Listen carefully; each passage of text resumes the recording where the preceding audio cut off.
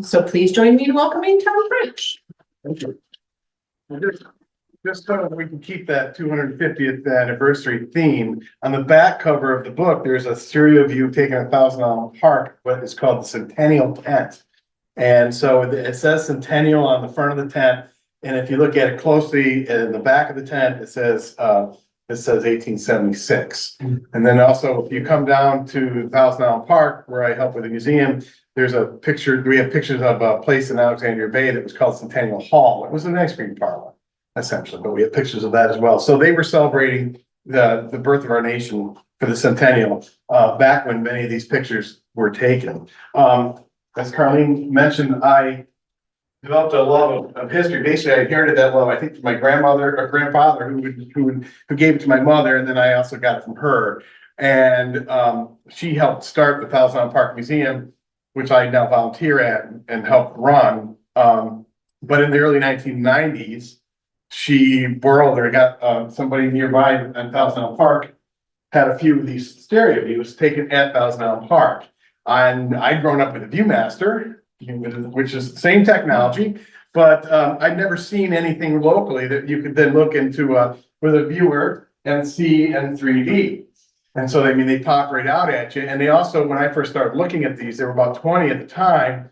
And not only they popped out, but they showed things that we just didn't know. And actually, they contradicted what was considered to be some of the, the actual history of the area. But now we have photographic evidence saying that that's not really quite true. The woman who owned the views allowed my mother to have pictures at the time you couldn't scan. They were professionally photographed, and we made reproductions, and many of them are actually in our museum now. But at the same time that she borrowed these things was about the same time that eBay opened up. And so we started to find that there were these 3D photographs of Thousand Island Park and Thousand Islands region that are on eBay. And it was kind of a wild west on eBay at the time. Somebody who bought these things back in 1875, their family ended up in Wyoming. And then now the great-great-grandchildren are finding these things in the attic. They're pictures from Thousand Islands. They don't even know where this place is. They throw them up on eBay, and we've been able to bring these photographs, historic photographs, back home. And over the years, my mother and I have collected about, well, personally, we probably collected between 500 to 1,000. But there was another collector in Clayton who was elderly, and he sold us his collection of roughly 500 cards. And then there was another fellow who from Watertown named McCarthy, and he passed away, and his son also allowed us to purchase the collection. And I think one reason they sold this at a very fair price, I should say, because partly both these individuals who sold us the collections, one fellow from Clayton, he spent his whole life going to antique shows and postcard shows, and I mean that's how they collected them before the internet. And it was a passion of his and a lot of work, and he knew that his kids weren't really interested, and that if they ended up in the wrong hands, his whole life's work would be sold piecemeal and been taken apart. And so he was eager he knew that we were not going to sell his life work. And I think the son of Mr. McCarthy felt the same way. He knew that his father had done all this collecting. So now we have over 2,000 cards, mostly of the Thousand Islands area, but of a few other areas as well. These are, as I mentioned, they're called stereographs or stereo views, and they are cards that fit into one of these antique viewers. And it was sort of like, it was the pastime. There was no radio, there was no TV. I remember watching Little House on the Prairie with my kids 20 years ago, and there was an episode where somebody got some brand new stereo cards. It was like, it was going to be like, come over for tea, we'll check out the new stereo cards. It was an entertainment of the day, and also people learned about places they hadn't been, or they also served as souvenirs. The first photograph was taken in the 1820s. It became kind of with daguerreotypes and things by the 1840s. It became a technology that you could get pictures and do well with. It was also at the same exact time that they also figured out that you could get this 3D imaging with two different pictures sort of taken near each other. And then in the 1860s, that's when Oliver Wendell Holmes, the judge's father, invented this particular viewer. And then it was mass produced and it was easy to make. And again, it became a real fad. The pictures, the cards, you can see about the size of them here. These are actual stereo views here. This is the size. And there's two images on the picture, I'm sorry, on the cards. And they were taken with a camera that looked like this. Two separate pictures, but going back onto a glass plate, sort of lined up with each other. Sometimes there's a very distinct line between the two pictures. Sometimes there's not. Sometimes I think that maybe there's a divider in the back of the camera to kind of keep them separate. Sometimes maybe it was one glass plate. I'm not really sure of how the actual camera worked on the interior, but they did result with these side-by-side images. And, you know, I'm going to move this a little bit so I can see the next picture so I know what's coming. Oh, I can't see on there. Okay. Anyway, so I'm going to guess here. I think I know what's next. So, okay. So, this picture was taken by Seneca Ray Stoddard. He was an Adirondack photographer, and this is a self-portrait of Sense. It was taken at Fort William Henry, and you can see he's taking a picture of a glass globe. And if we zoom in on the glass globe, there's Seneca Ray Stoddard right here, and he's got his stereo picture that he's using. And Seneca Ray Stoddard, he too has got hundreds of stereo views that he took that are out there somewhere. I have some in my collection. There's some at the Adirondack Experience. I'm sure there's other collectors who collect specifically for the Adirondacks. Mine are kind of happenstance because I focus on the Thousand Islands. This technology is now, this is 15 years old, but about 15 years old, and I'm sure you can buy these cameras today. This particular camera, again, it takes two different pictures.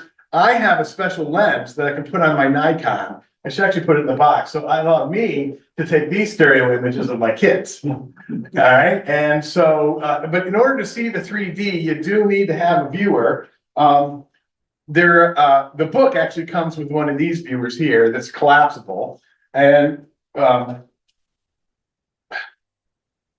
the Queen guitarist, I told you his name earlier. Boy, his name's right here. Brian May, the guitarist for Queen, is an avid collector of stereo views from London and from Britain, essentially. And he invented this particular viewer here.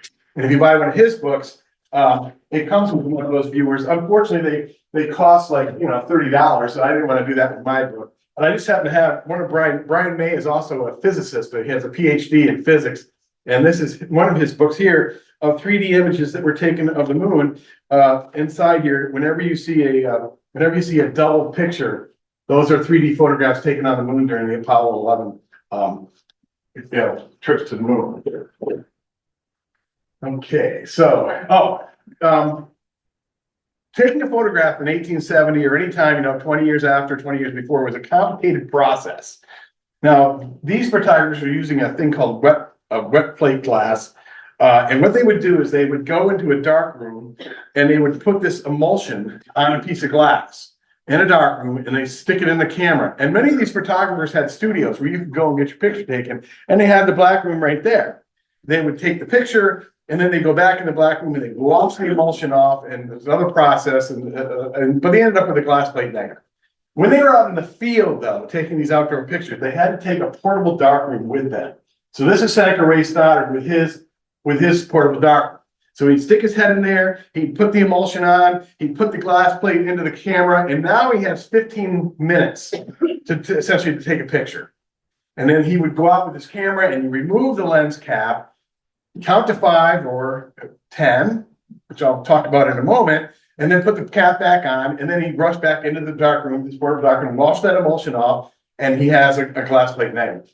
I'm simplifying things to some degree. So now, this is a AC McIntyre photo.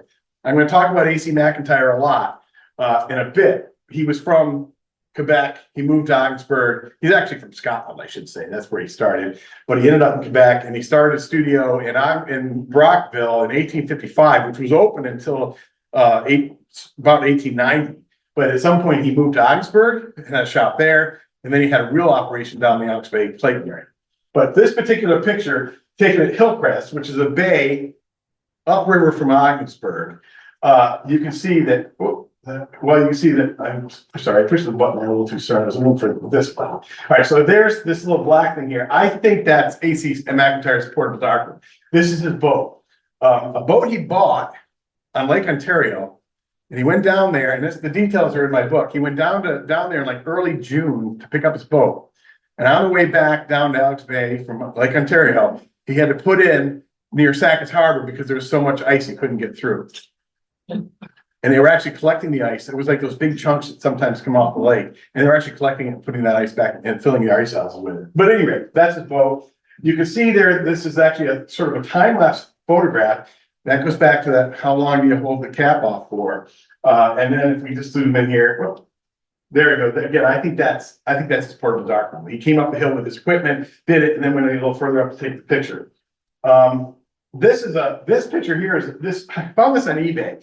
Whoever was selling it had no idea what it was. I don't know why or how I found it. It was like stereo view, and there are hundreds of stereo views anytime on eBay that you can find from pretty much anywhere, and you can purchase if you wish. But this one here is, I'm pretty sure this was a handmade card, and you can you can do it yourself. If you take your camera, your phone, and you just lean this way and take a picture, and then lean this way and take a picture, and then you take those two pictures and put them together on like using Photoshop, you have made yourself a 3D photograph. This one here, you can see where they two different pictures have been cut out, and this is actually Grinnell Island, which is off Thousand Island Park. And I'm, like I said, totally lucky I found it. There was 3 or 4 in the lot, and they were all in the Thousand Islands. I just recognized the place, so I got lucky on that picture. Now, taking a photograph, a 3D photograph, especially again in the late 19th century, was an art. And we talked about how you got to put the art, you got to get the glass together, you got to get that ready. And then these guys, they knew they developed it. It was an art. They developed a sense of how long to hold the thing off. Because if it's a lot of light, you don't have to hold it off as long. But if you're in a darker place, you got to hold it off for longer. One reason why people never smile in these old photographs is because they were 5 seconds. So you had to sit perfectly still. And it's just easier to sit still with a stern face. So that's one. A lot of people think, oh, they never smile. Well, that's why they don't smile. The other thing about a 3D photograph, the other art, is recognizing a picture that's really going to pop if you put it into a viewer. If I go out and take a landscape picture of, of the Adirondack Mountains off in the distance with a 3D camera, there's not going to be any 3D because you need something in the foreground. And this particular picture has these rocks in the foreground. And then in the middle area, you've got this canoe, or a skiff, I should say. And then in the background, you have his yacht again. This was his boat. And again, you can see that the picture was probably, 3, 4, 5 seconds, maybe longer. So that is talking about the art form of these photographs. More than in today. I mean, there's art today, but we just go to Photoshop, we fix our pictures. These guys couldn't really fix it. They had to take it and hope. Now, here's the other thing about old photographs that I love. Now, this has nothing to do with Ogdensburg or St. Lawrence County. This is an ice cream tent at Thousand Island Park, which is, again, where I was raised. My father's family is from Norwood. My mother's family is from Wellesley Island. That's where I was raised on Wellesley Island. And this is just an ice cream tent. We have several pictures of it. This picture is probably 1875 to 1880. Now, that tent is in, whoa, that's funky. Sorry about that. Okay, oh, okay. Well, I'm sorry about something happened in we've taken the file and moved it around. That picture is Thousand Island Park, and the tent is in that picture. Now, I didn't see the tent in the picture. What I noticed in the picture was there was this. I wanted to know, where was this picture at Thousand Island Park? And I should point out that on the back of the cards, very often there's something written. So this on the back is the St. Lawrence Avenue, Thousand Island Park. I know where St. Lawrence Avenue is. It's from the pavilion or the main dock at Thousand Island Park. It's a broad avenue that goes all the way back to the tavern. So I know that's where it is, and I'm like, okay, where exactly was it? And I noticed there's a window right here. And so I started zooming in, and when you scan pictures, I like to scan them at 1200 dots per inch. When you use a camera, you're probably getting 300 dots per inch. And if you're scanning for reproduction, a 5x7, 300 dots per inch will work fine. If you want to take a small picture and make it larger, you have to scan it at a higher resolution. As far as, I like 1200 for what I do, because I like to zoom in. And what you can't barely see is that the tent is right here. And I don't even, from your distance back from where I am, you might not see the stripes. But if I zoom in, there it is. I'm hiding back there. In fact, the one thing we've discovered in the book, I have pictures in Alexandria Bay that were taken on top of a big hotel. And off in the distance, half-mile away, are these signs. Well, with high resolution scanning, we can read the signs. So Sometimes we can't actually read it, like there's one photo at Thousand Island Park, and there's obviously something's been tacked to a tree, a piece of paper, and it's it's the railroad schedule, the steamer schedule. I can't read the dates, but I can clearly see that it's the steamer schedule. All right. So that's sort of my intro about 3D photographs, how they work.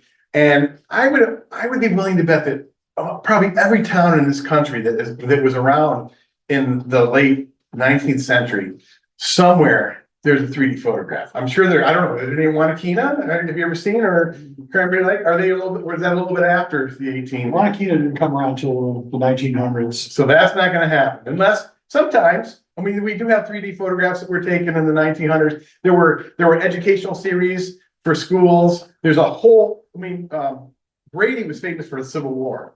When you watch Ken Burns' Civil War, or you look through a book of Civil War photographs, a lot of those photographs are stereo views where they only reproduce one side. Why throw, you got this, why waste space in a book when you don't have a viewer? So, and then you get to World War I, there are extensive, I know a fellow, I don't know how he got it, it was inherited from his father, but it's like World War I, 2 big boxes of stereo views. So anyway, in Canton, I picked up over the years some stereo views. Now this one here is called Camp Gilmore. And it's on the back, it has, it says it's the view, oops, sorry, whoa. It says views of St. Lawrence County, and the photographer's name is Stead or Steve, I'm not sure. And I'm gonna have to remember this by heart, it was on my notes. Okay, so this fellow, Stead or Steve, he was a Canadian photographer, but he used to come down, he used to come over when the loggers were coming out of the woods in the Adirondacks, and he'd take portraits of them. And in the meantime, he also took these 3D photographs. I think I had 2 by this fellow. Camp Gilmore was upriver, near where the Little River, somewhere up in there, right? It was like a camp, We've got public. probably at least half a dozen in our collection. They're not stereo views, but if anyone's really interested in Camp Gilmore, I think a few of them are printed in the hallway heading upstairs. So, and it was like they used to have events out there, they used to do stuff. Maybe you had to be a member, I have no idea. Now there was a steamer, there was a steamboat on the Grass River that they used. And they brought it up in pieces on the train, is what I've read somewhere. And that these steamboats could hold up to 150 people, and they would take people up, like for Sunday picnics and stuff, I guess. Now, the other Steve photograph I have, well, I'm sorry, this is a different picture of Camp Gilmore, and you can, boy, I keep pushing the wrong button. I gotta go back again, boom, boom, okay, this one. So here it says CAMP, Gilmore is over here. And that's just, there's another picture. This is not from a stereo view. This is from the stereo view. And you can see right here where it's hard to see, but it does say Camp Gilmore. And the next picture shows, this is again, a picture by the same photographer. And it's untitled. There's nothing written on the back. He has a label, and the label says views of St. Lawrence County. Now, I don't know how many people are on that steamer. I think the next picture is bringing it close. There it is. We can look at it closely. You see it's a paddle wheel. There's a lot of people crowded on it. It might be one. It's clearly taken around here because we know that it says views of St. Lawrence County. Some people have looked at it and they could be one of the steamers that was used to get people up and down the Grass River from Canton up, or some people think it might be on near Black Lake. I've noticed in all of the research I've done, looking at old photos of things, no matter what it is, there was a mania from like 1890 to 1910 of people having climbed up on top of something to have the picture taken. Like if you look out, there's pictures of hundreds of lumbermen in the redwoods in California, and the tree stump is like 15 feet across, and there's guys who climbed up on top of the felled tree to have their picture taken. What is the deal with all that? I don't know. I mean, it's the same thing at Thousand Island Park. There's a lot of pictures at Thousand Island Park where people are up on the porch roofs and when they're taking the pictures. I will say that I spent some time in Africa back in the early 1980s. And whenever I took my camera out, all the people would come running because they want to get their picture taken. So, and it could be the same kind of psychology, perhaps. Now, this is an AC McIntyre card. And as I mentioned, AC McIntyre started in Brockville in 1855, had a shop in Ogdensburg from 65 to 68, And then he moved or opened an operation in Alexandria Bay, and he also had a photo studio at Thousand Island Park. And for the next 20 to plus years, he had a real tourist operation. He did really well as a photographer. And when people look at photographs of the Thousand Islands in the late 19th century, there's a good chance they're looking at an A.C. McIntyre photograph. And then when he sort of retired and got out of the business, his son took over from the mid 1890s until the 1905, 1910, and then the son died as well. But this is untitled, but you can see there's a banner on here that says Canton. Now, I think this picture is a American Canoe Association meeting, because when we have lots of pictures that they would travel for the association meeting, they'd have their little camp for people from Canton, and they had their little flag they'd put up as well. So that's what I think this is. It's pure speculation. On the next one, it just kind of looks in. I just zoomed in on the people. Again, you can see they're not smiling, but that's just because, you know, I think that's a very good guess. We have a bunch of these photos in our collection too, and that's definitely how they staged a lot of it. Oh yeah, no, they staged a lot of them. And the other thing, I don't think I'm going to show you today, but there's one picture we have taken inside the lobby of the Round Island Hotel, and there's one guy, he must, in the middle of the photograph, he must have shifted from one side of his chair to the other, because he is a man with two heads. So the other thing I know, back when I was growing up, there was a Watertown Daily Times article about cemeteries and ghosts. And they had all these pictures where you can really see there's someone standing next to the tree, but you can see through them. Again, this photograph is in the book, but if you're taking a picture for 5 or 10 seconds, the ghostly image, the guy has to be right next to a tree. So I suspect that they figured out that, just like we figured out how to make people like beam up from Star Trek by putting a camera on a tripod, that you stand there for 5 seconds and you get behind the tree, or vice versa, and you're going to get a ghostly image. So, Potsdam area. Okay, so that you saw the ones I have in Canton, they're all related to Canton. And I'm sorry, usually I can see what's coming up next, which I'm a little surprised sometimes at my organization, but okay, I won't go into that. All right, so this is a picture by a photographer named N.L. Stone. He had a photo shop in Potsdam. He took a lot of portraits. Again, I mentioned to some of you earlier that I'm constantly looking for my great-great-grandfather, but the portraits never have any names on it. But this is the original Snell Hall. Okay, keep pushing that one. All right, so this is the original Snell Hall. The photograph's in pretty rough shape. So if I remember this correctly, this is where the current Snell Hall is, but at some point they tore down parts of this and they used the stone for the church that's right here. This is right across from the museum and the library and the town in Potsdam, the Village offices. This one here is Trinity Church.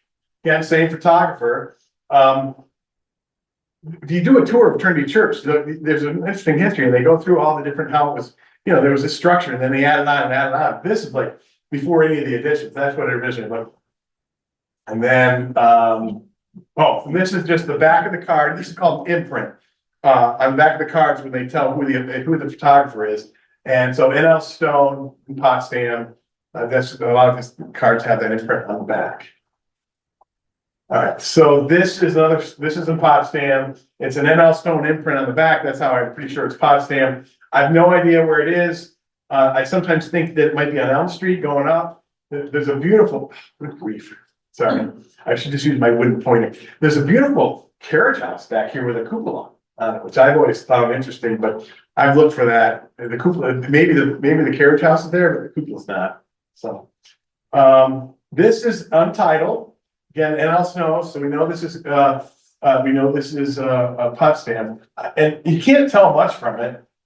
I think it is looking down Elm Street. I think that, when you're coming into Potsdam from Hopkinton and you kind of crest the hill, you can kind of see it has that feel towards it. Elm Street's a very, very wide street, so I suspect that that's where it's taken.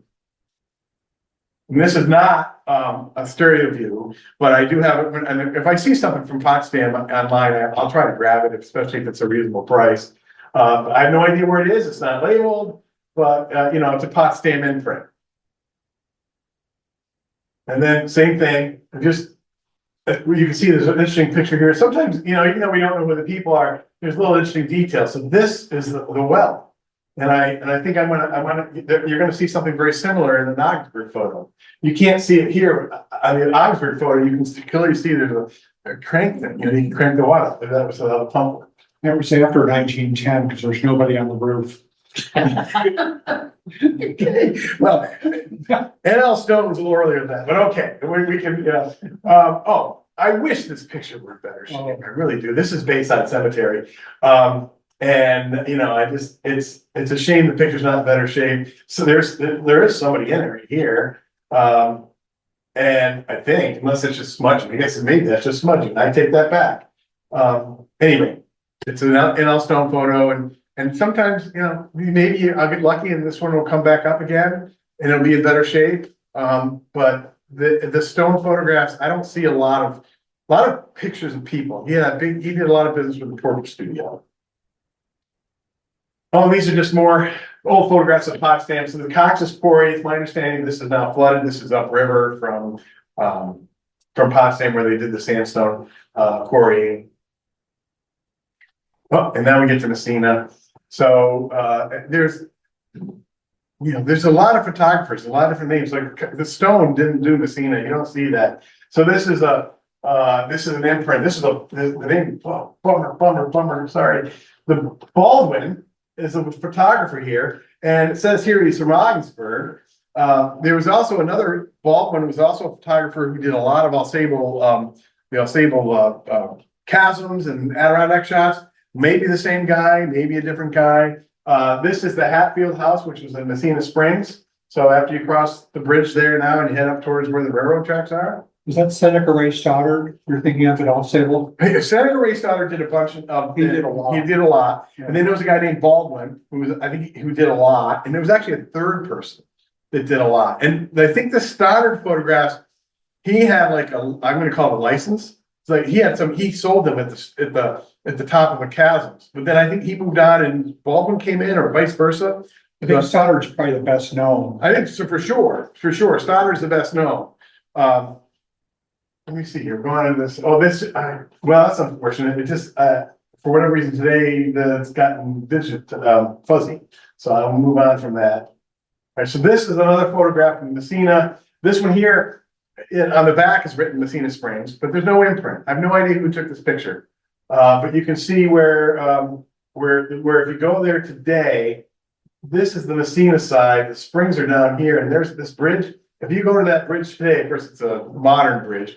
And you walk down there, you can smell the sulfur, you can smell the spring stuff. And I had a bunch of things that I had written down about the whole history of this. Messina Springs, it was like in the 1820s when they first started discovered the water, the spring water, which has a real heavy sulfur smell to it. But it was healing or something, so it became popular. Again, this is zooming in a little closer, and I apologize. I'm not sure why it's pixelating. So this is one of my favorites because this is the Messina Springs Bridge, which means this is I think this is, well, the bridge is still there. I think we're on the Messina side looking over to the other side, but I can't be 100% sure. But there's your guy up there on the top of the, right? You got one guy who decided to climb up. Maybe there's actually two people up there. I don't know if you look carefully. Here's a guy here and here's a guy here. So the heyday of these photographs is, I know you keep saying 1908, but just to be clear, 1860 to 1890, it was sort of the heyday. And then postcards came in and they became the souvenir thing and people mailed them. And then you could still buy stereo views. You see you were showing me the Keystone photographs earlier. Keystone was a company that was circa 1900. In fact, I've got this is a picture taken in Alexandria Bay. But the dark mount, the color of the mount, and sometimes they're curved, and that tells me that this is circa 1900. So, whereas like the McIntyre mounts were mostly orange. So if I see if I see an orange mount in the Thousand Islands, I'm pretty sure it's going to be a McIntyre. There was another photographer from Clayton. His name was Bain. He operated 1865. And this is a picture of Clayton 3D, taken of a mast of the ship. It's a very interesting photo to look at 3D. It does pop. You can see snow in the background, but there's no ice. So we think this was and of course, Clayton was known as a shipyard and a port for the lake. And so we think they were bringing the ships in for the winter, to freeze them, freeze in for the winter. So that's a vein. And then also when McIntyre was in Ogdensburg, well, we haven't talked about it yet, because we're getting to Ogdensburg, but he had a lot of green mounts in Ogdensburg. Now, green means arsenic. So these cards here, you gotta be careful. In fact, it does look like I did take them in.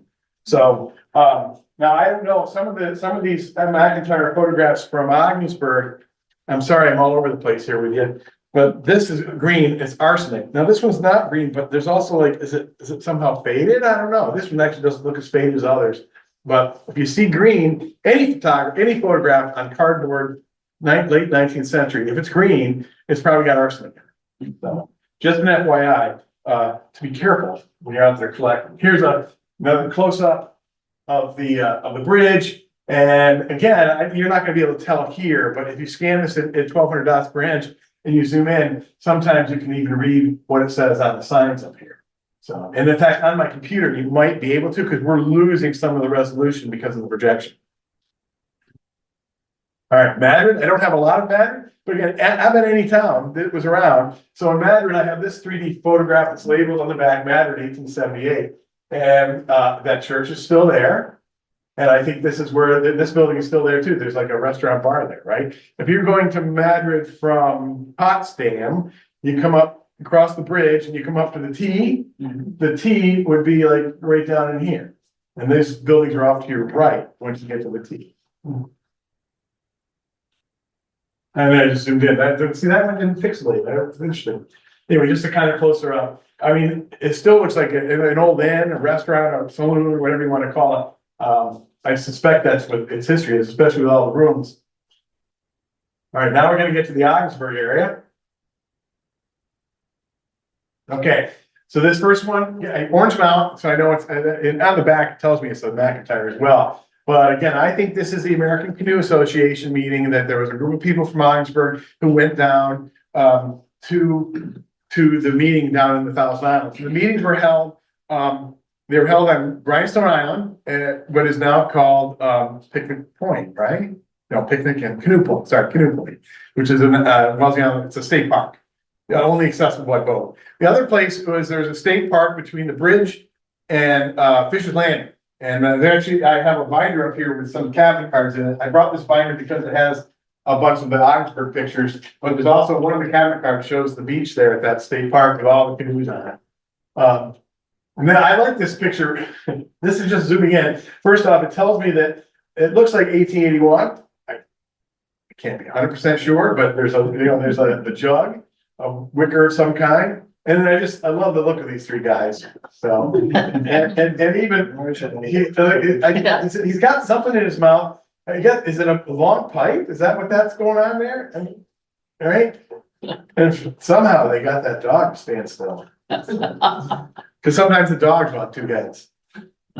This is untitled. I don't know. Again, this has no imprint, but it does say Ogdensburg Tabernacle, and I think it says it looks like 1886 right here.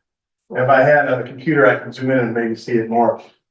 I'm assuming it has something to do with Ogdensburg. I don't know. There's not a lot of Ogdensburgs around, so and it was some type of a tabernacle meetings, a religious activity going on.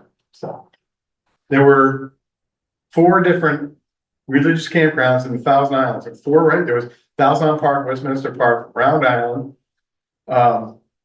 And then there was an island just side of the bay, so I'm up to 4 or 5. There was another one at Brockville, and it's very common to have a traveling revival of sorts for the town.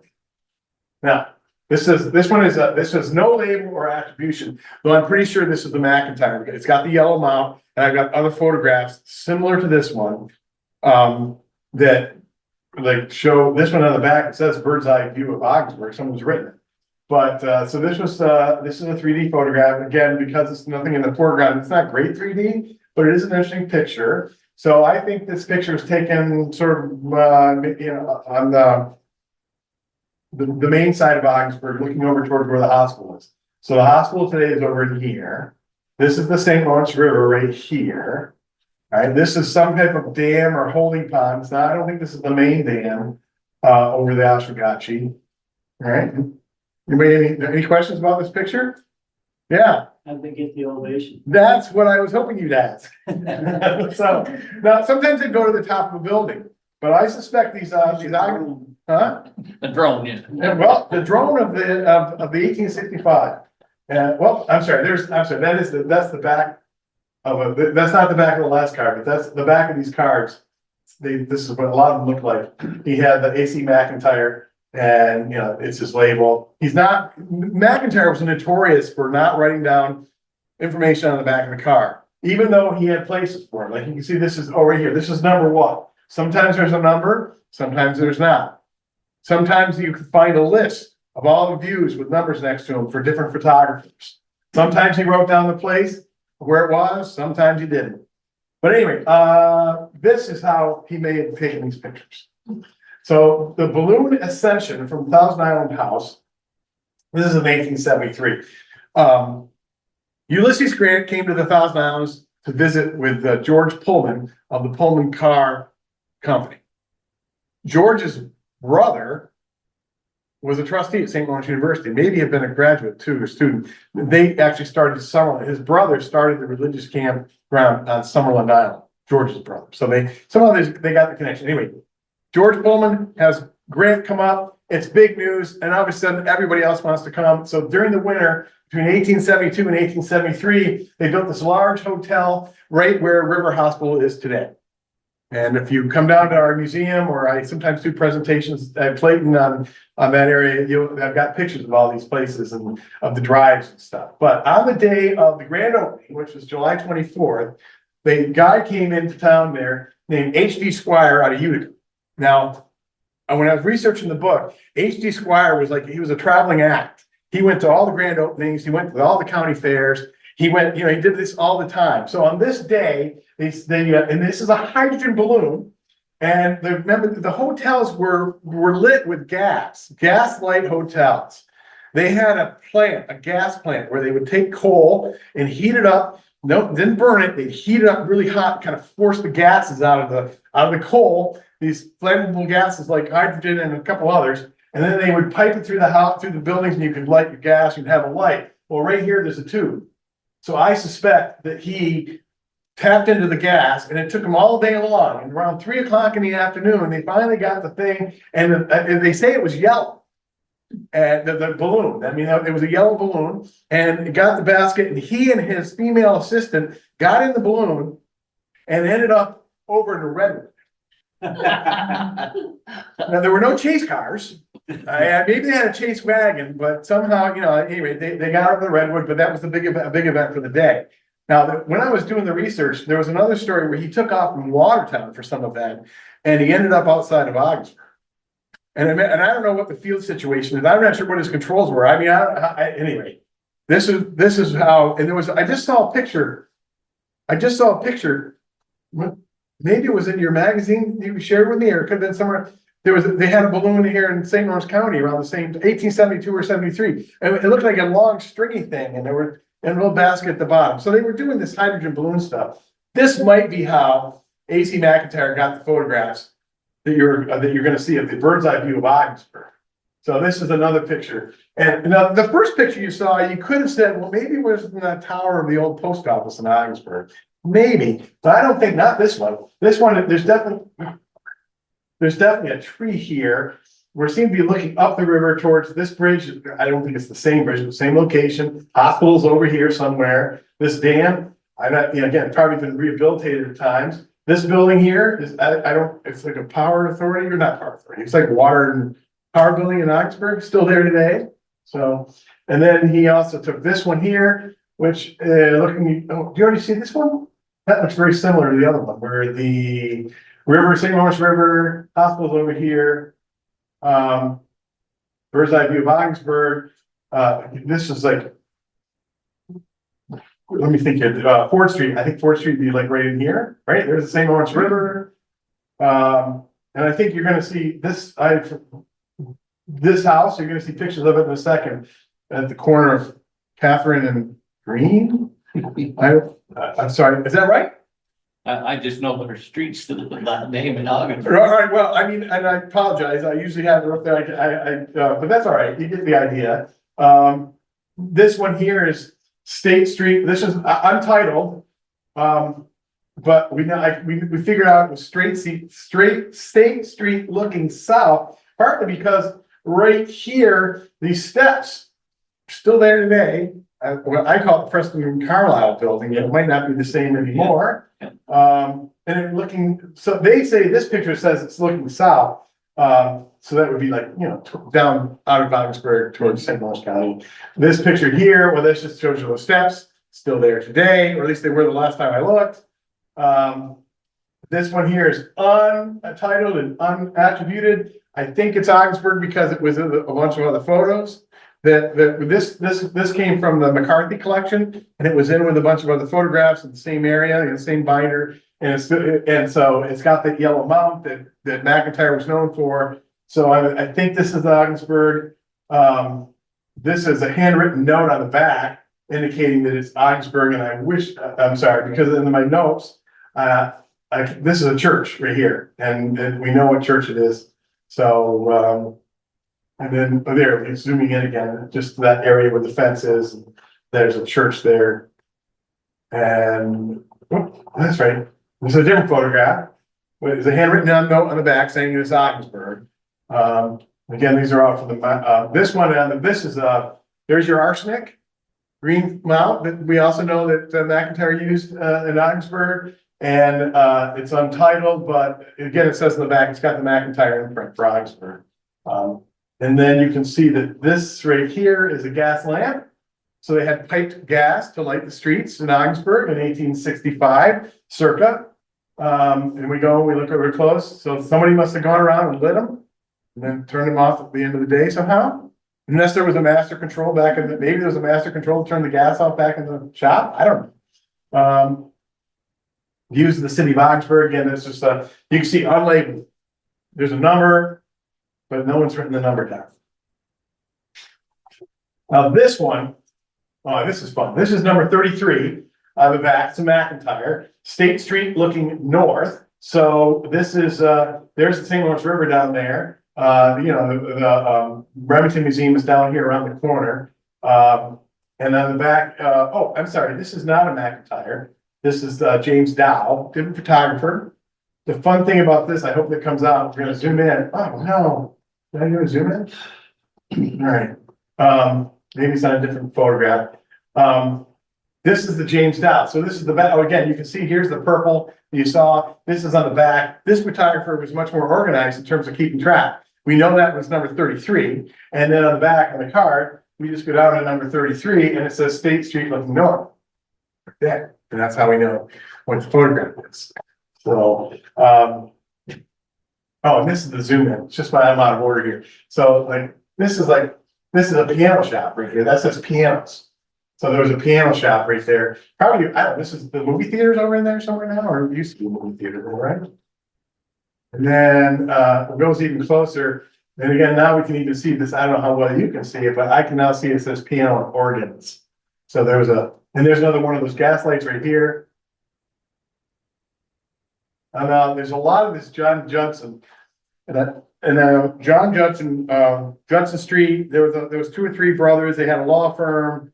And again, I apologize that I had my notes over there, but this is the corner that you're coming off. You're coming from over the one-way bridges, but you're coming from the hospital side from the old Depot restaurant over there. So you're coming up, and if you go straight for 1 block past 4th Street, it's on this corner. That's where this house was located. No longer there today.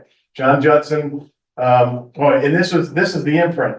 And notice that this imprint, Judson was a wealthy lawyer and has a bit of a history in St. Lawrence County, which again, I apologize that I don't have my notes right there. But he clearly paid McIntyre some money to take these photographs, and because they even have the imprint on the back. It's like a private kind of thing. Now, they made more than one.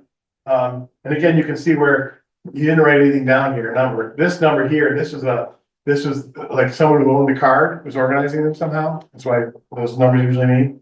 All right, so another picture of the John Judson State House.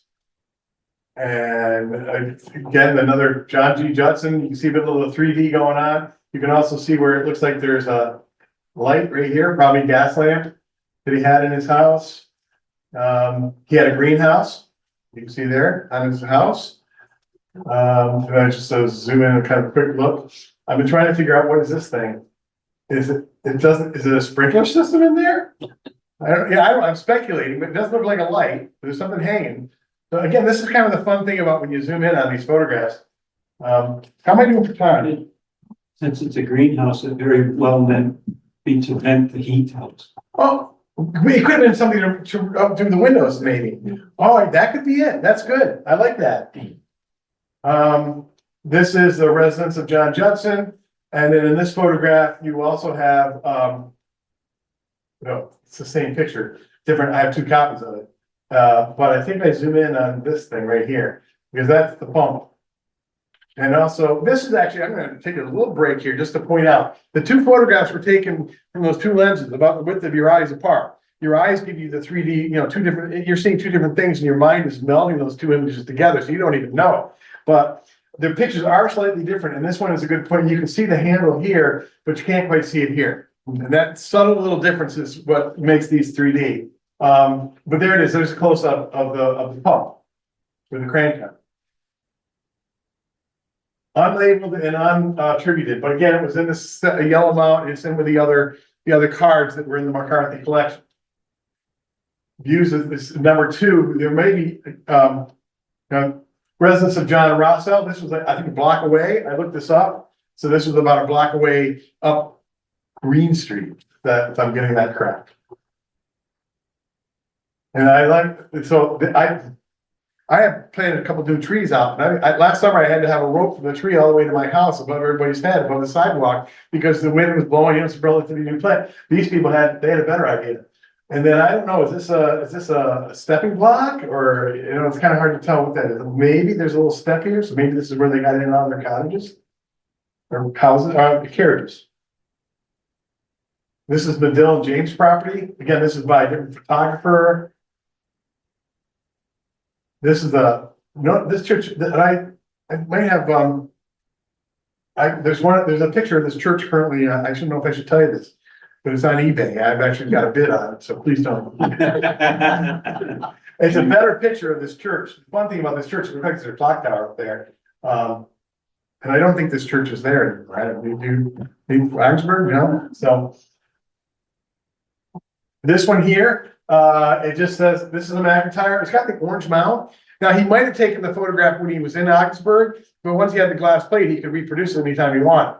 The orange mount tells me that this was actually mounted post 1872. But the back of the card, it's very hard to tell. It clearly says Ogdensburg right here. This is a McIntyre label, but I can't quite tell what it says. For life, I've been trying to figure that out for years, but it's Ogdensburg. So at some point, if there's a historian in Ogdensburg who knows a lot and they got other pictures, I'd love to sit down and put that out there for my Zoom people too. It'd be interesting to see if people can dissect it. And maybe there's stuff in my photographs that will, illuminate some part of history that is unknown. This one is one of my favorites. Now, I gotta be honest, I don't own this card. I grabbed a screenshot. I grabbed it years ago. There's somebody on eBay who puts it up for sale 2 or 3, 4 times a year, and for like $150, $175. Now, there's some pictures I paid $100+ for because they're rare and they show something unique. This definitely shows something unique, but I offered him recently. I offered him $50 for it, but he didn't want to take it. But I would love to get this from only because if I had it, I could zoom in even more. Now that's the back of the card. So this different look on the back, and this is after he's moved to Alexandria Bay, 1872. He didn't open up the shop in Thousand Park until 1875. Actually, 1876. He took it over in 1876. So the picture itself and the mount, that dates it. I don't know when the picture was taken. But the fun thing is like if I had this photograph and I could zoom in on it, I could maybe that looks like that's an interesting. It's a watch, right? There's the winder. Maybe I could read words in here that maybe there was a watch.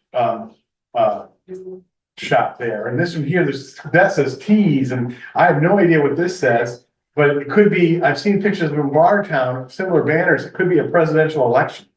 But if I could grab it, but I'm sorry, $150 a lot to ask for that photograph. Anyway, this one is labeled on the back, views of the city of Ogdensburg. I have no idea why, but and nobody put the woman's name on it. Too bad, there's a woman on the tree there. There we go, just close up of the woman. I find these photographs, one thing I collect, I find them kind of spiritual, gotta go. I find them kind of spiritually uplifting because there's all these pictures of these people and they were here, they lived their lives, and now they're not here. And I think we're all in that same boat. So it's interesting to see that for me. Views of number 4, again, no idea of where it is in Ogdensburg. This is views of the city of Ogdensburg. I think those are ice. You know, I think those are blocks of ice on the shore of the Ashwagachi, maybe, I think it's the Ashwagachi. Because I think that these buildings look like they're the ones along 4th Street kind of, and then that just zooms in and close. You recognize any of these places? This one's fun. Again, it looks like it's the winter time, though not so cold that the ice is frozen on the thing. And there's this building is still there. And the bridge is right here. You can just see the bridge that goes across the Ashwagachi, the bridge still in that location, and this structure right here, that's still there today. Oh, I just zooming in so you can see the ice. And the bridge, look at the old bridge. I mean, it's just a wooden structure. Maybe these are cement here at some point. I don't know. Yeah, I went in a little closer just so you can see the structure of the bridge. Looks like there might even be people walking across with it. Zooming in a close up of that photograph to show. And I think it had something to do with the water and power or something. Is that right? Is that building? Views of Ogdensburg number 7. This is the old post office right here. The tower was removed at some point. It's my understanding the building's still there. Right? And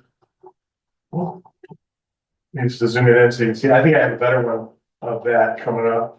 This has the Ogdensburg studio label. Maybe it's along the shore of the Ashwagachi. I'm not sure. There we go. That's a real nice shot. Again, showing the post office tower's missing now. Could have taken in the winter by McIntyre. There's a zoom in close up of that. And then maybe this is the other thing about the photographs. So there's this church again. Maybe you can use other photographs to triangulate where that church was. Views of the city of Ogdensburg. It looks like there's some houses on the shore. Nothing that you can recognize necessarily. Is that the tower? Is that the tower on the post office in the background, maybe? I'd have to compare it. Some houses that number 5. Again, you can see they got the gas lights. Looks like it might have a horse thing here. To tie for a horse, maybe.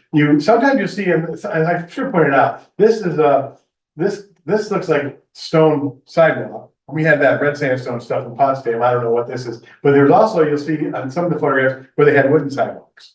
And I might have been in one of the early photos. I could have pointed that out.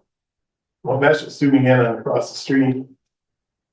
Views of the city of Ogdensburg. This looks kind of like the Judson House again, but it's not labeled other than number 10. Old houses in Ogdensburg. This is down, it's labeled as Ogdensburg. I think this is down by where the customs is, kind of around the bend there. My guess on where that is. Might be taken from there's a flag. So this is there's this Baldwin photographer, and it just, it says from Ogdensburg. Again, it could have been a group of people that went somewhere camping, but they were from Ogdensburg. It's one of my favorites because you can clearly see that, it's winter now. And the ice is, the river's freezing as it goes over. And this is in 3D. If you put this up to the viewer, like a Viewmaster, it'll pop in 3D. All right, and then these is just some real quick near Canton. I do have somewhat of a collection of stuff in the Adirondacks. I have a bunch of the stuff of stable chasms, but this is Racket Falls. This is an early Stoddard. He's labeled it here, but as he gets fancier, and his mounts have this elaborate kind of design on. And this is down the Racket, Adirondacks. Again, this is the Seneca Stoddard, could be near Blue Mountain Lake, could be right up from Potsdam, it doesn't really say. This is just labeled Camp on Racket. That's all it says. There's nothing on the back, but it's just a tent on the shoreline. And then I say that, there's no number. So this is a Molden son out of Keysville. It's another one of these photographers. And oh, there it is. That's how I know it says Camp on Racket River, because it's right here. The back of the card, they've underlined. So we know that that's just a camp on Racket. Remember, this is Bog Pond. There are several bog ponds in the Adirondacks. I don't know where that is.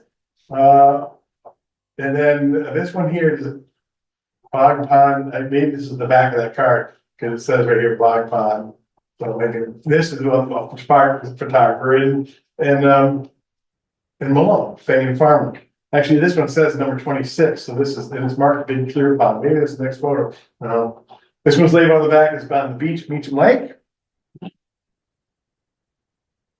This one's labeled Saranac Lake. That's all we know about it. It's a nice picture of an Adirondack guidebook. And then this one's the last of St. Germain's Upper Saranac Lake. I have no idea what it means, but there's and I'm not sure. This looks like it's too big to be a guidebook. And then you got that barge, but oh, this is a Stoddard too. This is again, he's getting a little fancier with his little designs. Upper Saranac Lake, Bartlett's Landing. This is the Baldwin right here, Baldwin. I don't know if it's the same Baldwin in the St. Lawrence County pictures, but view on St. Regis near something. It's just handwritten here. That's all you know. So somewhere on the St. Regis River, I assume. Maybe St. Regis Falls. Hard to say. Just zooming in here, but you can see it's a hunting camp. You got the. I don't know. So that's another thing about zooming in. If I go back. You know, maybe when you throw in the viewer, you can notice and see that it's a hunting camp. But clearly, when you zoom in, you know, you see it's a hunting camp. There's some animals being hung here. This is another Baldwin. This is George Baldwin. I didn't have to compare, but this is Blue Lake, looking north, which means that this might be the bar right there. It has a little hump on it. And then. This is the back of one of the cards. It might be the back of the last card, but it's you know, Adirondack scenery reached by the Adirondack and Champlain, Ogdensburg and Lake Champlain Railroad. So this is like distances from Ogdensburg, from Malone, and you can see that, you know, it says it's 10 miles to the International Campground in Morristown. That religious campground, Methodist campground, it was in Morristown. I think that's the last one. Yeah. It's 1 o'clock. I'm free. I'm happy to stay and answer questions of the group, or if you want to chat with me afterwards privately, if you're interested in the book, like she said, they're $20 today. Any questions for the group? Yeah. Are the glass plates preserved? Good question. Generally, no. Yes. Sometimes, like it's my understanding that Brady from the Civil War, I mean, his glass plates like ended up in a greenhouse. And they just fade. Yeah. Right. I know that someone told me that sometime in maybe the 1930s or 40s, the McIntyre plates ended up out on the curb in Clayton. So yeah, I've never. Now I do have in my collection. Occasionally, you'll see a glass plate. We have some glass plates. They're very fragile, and we scan them, and then we're careful with them. But I don't have any stereo view glass plates. They do also. There was something called the Magic Lantern. So the original slideshows, and you can see they're about this big, and they're just big, you know, like Kodak, but they're made of glass. And there was a special projector, and then they would have shows, like they have a Magic Lantern show. And they would have these slides. And then some of them, as you get into the 1920s, 30s, and 40s, there were these educational series of glass slides, and also educational series of 3D photographs. So like I said, I mentioned earlier World War I, and I don't know if you guys remember, but when I was in high school in the late 70s, part of the science class, we were looking at aerial photographs, and you had to look at them in 3D and you could see them pop up. So it was, I mean, the technology's, you know, they use it for the Mars rovers. So if they want to drive the Mars rover, they put on a pair of virtual things. They got 2 cameras, comes up with like a little eye, and they can see in 3D. And they can sort of figure out, gives them a sense of distance. Any other questions? Are the papers that they're printed on, are they relatively stable? I mean, it's been many decades now. Well, so you want to keep them on light. Yeah. And then these sleeves are, they're preservation sleeves. Is there an acid if I just buy a sleeve at Walmart? I don't buy them at Walmart. I buy those, they're a little more pricey and you gotta order them online and blah, blah, blah. Yeah, with the sleeves, acid isn't a problem, so the cards themselves are acidic, the cardboard is naturally acidic, so that's why it's also yellowed a lot over time. You know, the pictures were much crisper and brighter, you know, and much more black and white, I think, when they were originally done. I mean, they did sepia photographs as well, but that's what the acid does over time, you know, things degrade and get eaten, but the sleeves, it's more that the type of plastic it is that can actually like off gas and the plastic breaks down over time, so the archival ones don't. Oh, okay, that's good to know. Yeah. And I would say that we scan them pretty quickly. As soon as we get them, we scan them. So whatever, they're gonna degrade. I mean, they're not gonna be here in 1,000 years. I doubt, you know what I mean? It's just at some point, but at least we have a digital copy that, and of course, we have, I have a little collection, my mother has a collection, but if the house burns down, so we scan them and then it's backed up in 6 places. But the other issue is like, if you have one, you scan it at 1,200 dots per inch, it's a big file. So most of them aren't. Usually it's only if it's really something that looks interesting that we'll scan it. And so if something happens to the card later and all of a sudden we want to get that, hopefully we still have it and nothing's happened to it. My museum in Thousand Park, if you're on Thousand Park in Wellesley Island, please stop in. It's a room in the Wellesley Hotel that's about 1.5 times the size of this room. But the hotel, I worry all the time. We have got artifacts in there. A lot of the photographs are reproductions. The originals are somewhere else. But you know, but the whistle that came off the ferry, this little hand whistle, if we have a fire, you know, it's a worry. So. Thank you. Well, thank you so much, Tom. Thank you.